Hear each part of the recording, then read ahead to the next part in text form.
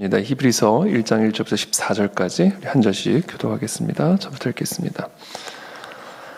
옛적의 선지자들을 통하여 여러 부분과 여러 모양으로 우리 조상들에게 말씀하신 하나님이 이 모든 날 마지막에는 아들을 통하여 우리에게 말씀하셨으니 이 아들을 만유의 상속자로 세우시고 또 그로 말미암아 모든 세계를 지으셨느니라. 이는 하나님의 영광의 광채시요 그 본체의 형상이시라. 그의 능력의 말씀으로 만물을 붙드시며 죄를 정결하게 하는 일을 하시고 높은 곳에 계신 지극히 크신 이의 우편에 앉으셨느니라. 그가 천사보다 훨씬 뛰어남은 그들보다 더욱 아름다운 기업을 얻으심이니 하나님께서 어느 때에 천사 중 누구에게 너는 내 아들이라 오늘 내가 너를 낳았다 하셨으며 또다시 나는 그에게 아버지가 되고 그는 내게 아들이 되리라 하셨느냐. 또 그가 맏아들을 이끌어 세상에 다시 들어오게 하실 때에 하나님의 모든 천사들은 그에게 경배할지어다 말씀하시며 또 천사들에 관하여는 그는 그의 천사들을 바람으로 그의 사역자들을 불꽃으로 삼으시느니라 하셨으되 아들에 관하여는 하나님이여 주의 보좌는 영영하며 주의 나라의 규는 공평한 규이니이다.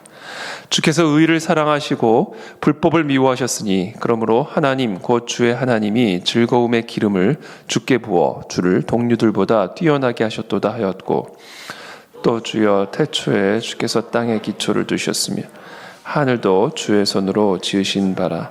그것들은 멸망할 것이나 오직 주는 영존할 것이요 그것들은 다 옷과 같이 낡아지리니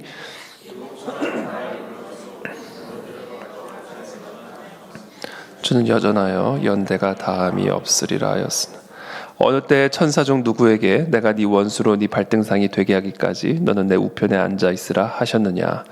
모든 천사들은 섬기는 영으로서 구원받을 상속자들을 위하여 섬기라고 보내심이 아니냐. 아멘.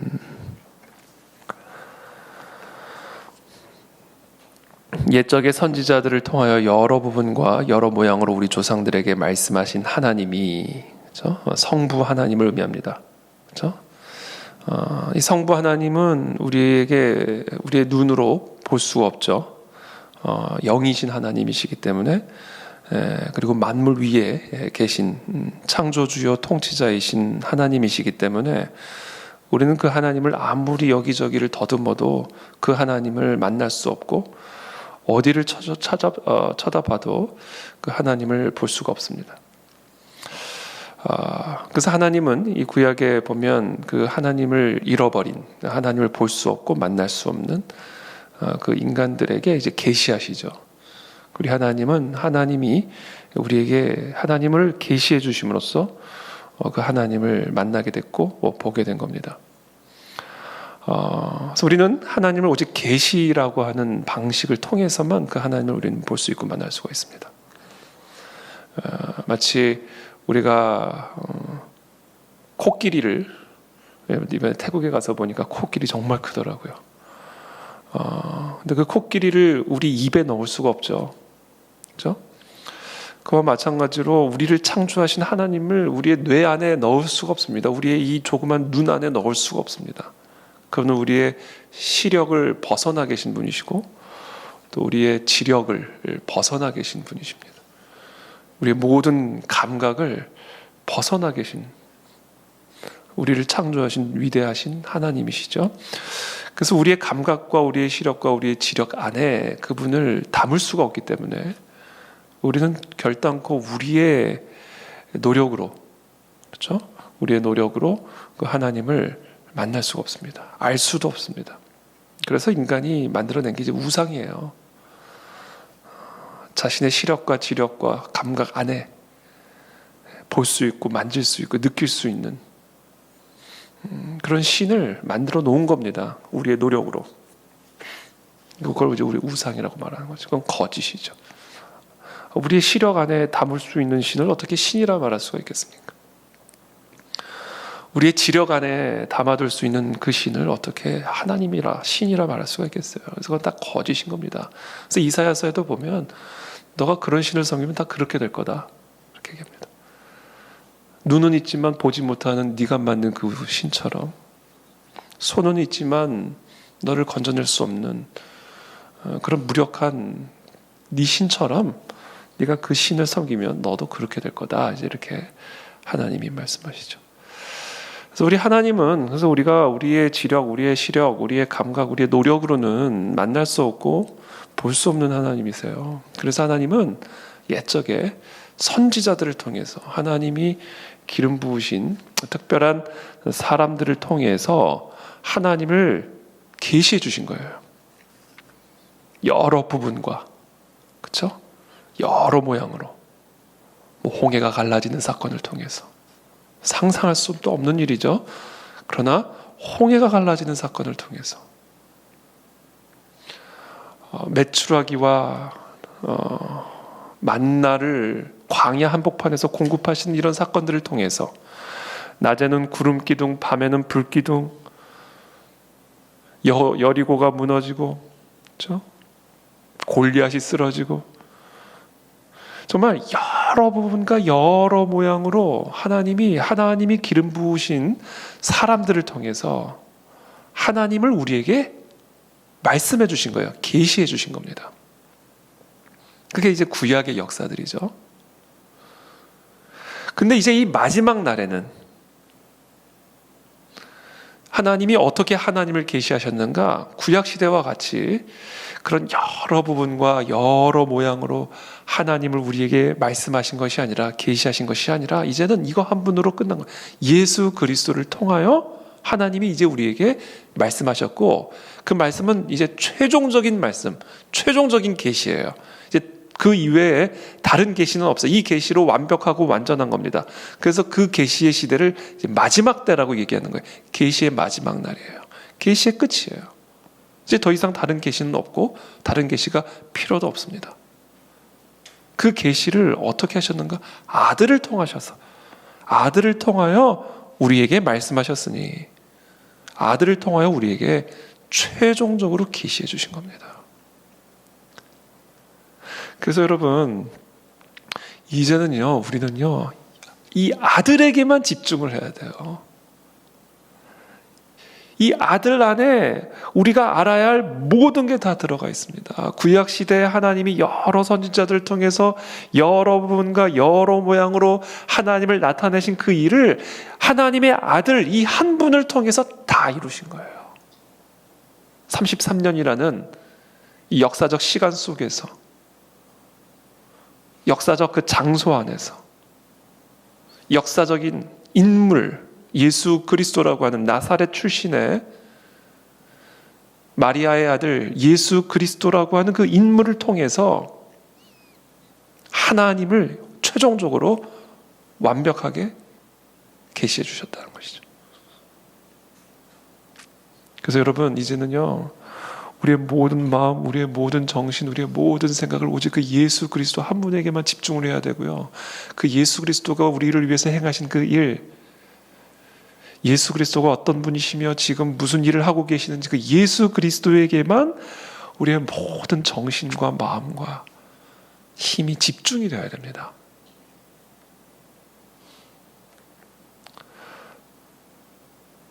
그래서 오늘 이 히브리서는요, 바로 그 예수 그리스도의 위대하심을 드러내는 책이에요.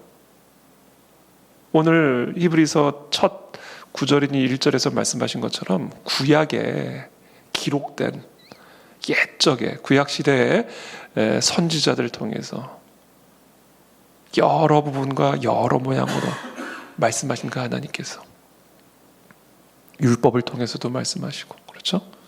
선지자들의 입술을 통해서도 말씀하시고, 자, 그 모든 말씀들을 하신 그 구약의 말씀들이 결국은 예수 그리스도에 관한 책이었음을, 예수 그리스도를 중심으로 해서 그 구약에 기록된 선지자를 통해서 말씀하신 그 여러 부분과 여러 모양을 재해석해주는 책이 히브리서입니다.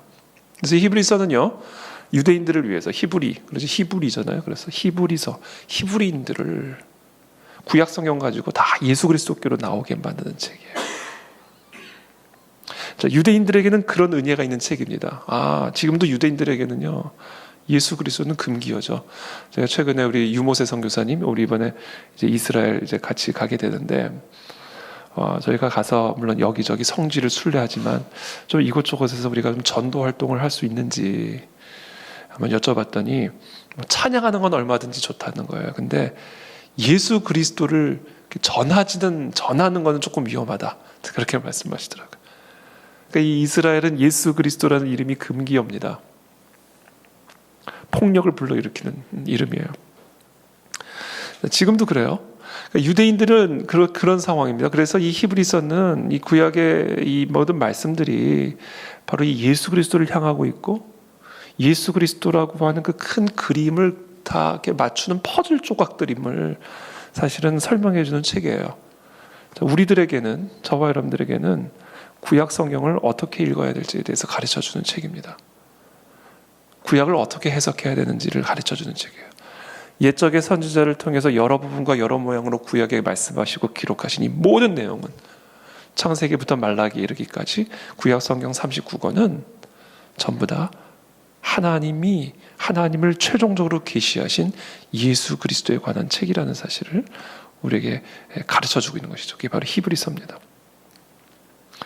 3절에 이는 하나님의 영광의 광채시요 그 본체의 형상이시라. 그의 능력의 말씀으로 만물을 붙드시며 죄를 정결하게 하는 일을 하시고 높은 곳에 계신 지극히 크신 이의 우편에 앉으셨느니라. 자, 이 예수 그리스도는 누구신가? 하나님의 영광의 광채시다. 광채, 영광의 광채. 자, 하나님의 영광의 광채. 자, 하나님의 영광은 뭐예요? 영광은 뭐예요? 하나님이에요. 하나님의 하나님 되심이 하나님의 영광이에요. 하나님의 나타나심이 영광이에요. 그 영광의 광채가 예수 그리스도시다라는 겁니다. 그러니까 예수 그리스도는요, 하나님을 나타내시는 광채예요. 그래서 바로 이렇게 이어서 얘기합니다. 하나님의 영광의 광채시요 그 본체의 형상이시라. 자, 그 하나님의 하나님 되심을 나타내는 그 광채신데 그 광채가 어떻게 나타나시는가? 형상으로 나타나셨다라는 거예요. 형상, 눈에 보이는, 손에 잡을 수 있는, 대화할 수 있는, 눈에 보이지 않는 하나님의 영광이 광채로, 빛으로, 본체로 우리 가운데 나타나신 분이 예수 그리스도십니다. 그의 능력의 말씀으로 만물을 붙드시며,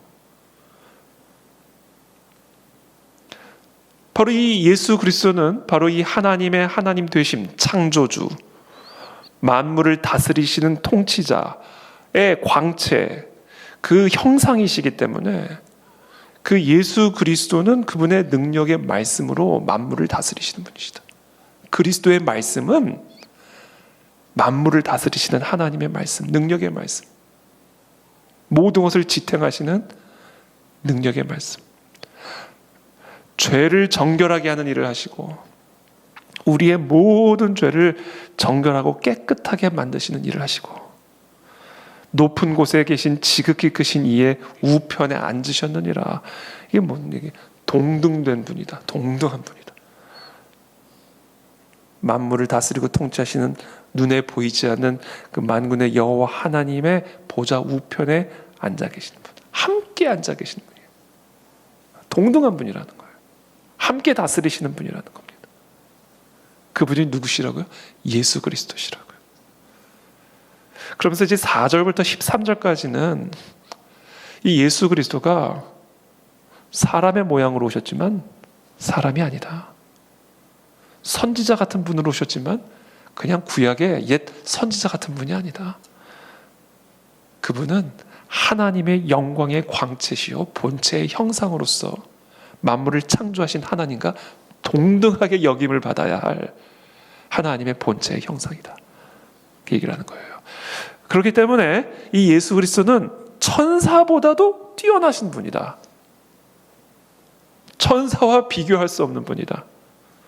5절에 하나님께서 어느 때 천사 중 누구에게 너는 내 아들이라 오늘 내가 너를 낳았다 하셨으며 또다시 나는 그에게 아버지가 되고 그는 내게 아들이라 되리라 하셨느냐. 또 그가 맏아들을 이끌어 세상에 다시 들어오게 하실 때 하나님의 모든 천사들은 그에게 경배할지어다. 그러니까 천사들에게 명령하신 거예요. 그에게 경배하라. 8절에 보면 아들에 관하여는 하나님이여 주의 보좌는 영영하며 주의 나라의 규는 공평한 규이니이다. 9절에 주께서 의를 사랑하시고 불법을 미워하셨으니 그러므로 하나님 곧 주의 하나님이 즐거움의 기름을 주께 부어 주를 동류들보다 더 뛰어나게 하셨도다. 11절에 그것들은 멸망할 것이나 오직 주는 영존할 것이요 영원하신 분이시다. 의복처럼 갈아입을 것이요 그것들은 옷과 같이 변할 것이나 주는 여전하여 연대가 다함이 없으리라 하였으나 어느 때에 천사 중 13절에 누구에게 내가 네 원수로 네 발등상이 되게 하기까지 너는 내 우편에 앉아 있으라 하셨느냐. 도대체 천사들 가운데 그 누가 하나님과 동등한 자리에 함께 앉아 있으라 명령하신 분이 있느냐. 14절에 모든 천사들은 섬기는 영으로서 구원받을 상속자들을 위해 섬기라고 보내심이 아니냐. 예수 그리스도는 하나님과 함께 하나님의 보좌 우편에 함께 앉아 계셔서 함께 만물을 통치하시는 분이시지 천사들과 같은 섬기는 영이 아니다. 그래서 오늘 본문에서는 이 히브리서 기자가 특별히 히브리인들, 유대인들을 대상으로 이들의 구약적 세계관을 예수 그리스도 중심적 세계관으로 변화시키기 위한 책이 바로 히브리서입니다.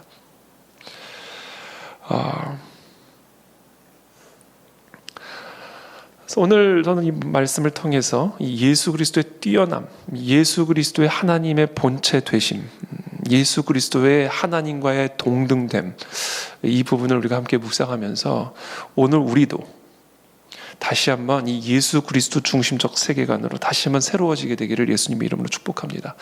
우리의 모든 마음과 정신, 우리가 어떤 상황 가운데 있든지 우리의 눈이 어두워지는 이유는 이 예수 그리스도를 보는 눈이 어두워지기 때문입니다. 예수 그리스도를 바라보는 눈, 예수 그리스도를 바라보는 마음, 예수 그리스도에게 전심으로 전력으로 집중하는 그 모든 것들이 살아나기 시작하면 모든 것들이 다 살아나기 시작합니다. 왜냐하면 예수 그리스도는 하나님의 본체 형상이시오 영광의 광채이시기 때문에 그 예수 그리스도를 우리가 바라볼 때 그 하나님의 하나님 되심의 광채가 우리의 삶을 비춰주신단 말이에요. 예수 그리스도는 하나님의 빛이십니다. 그래서 우리는 날마다 이 예수 그리스도만을 높여드려야 돼요. 그때 우리는 하나님의 영광의 광채를 만나시게 됩니다. 그때 우리는 그 하나님의 위대하신 권능을 체험하게 되는 거예요. 예수 그리스도입니다.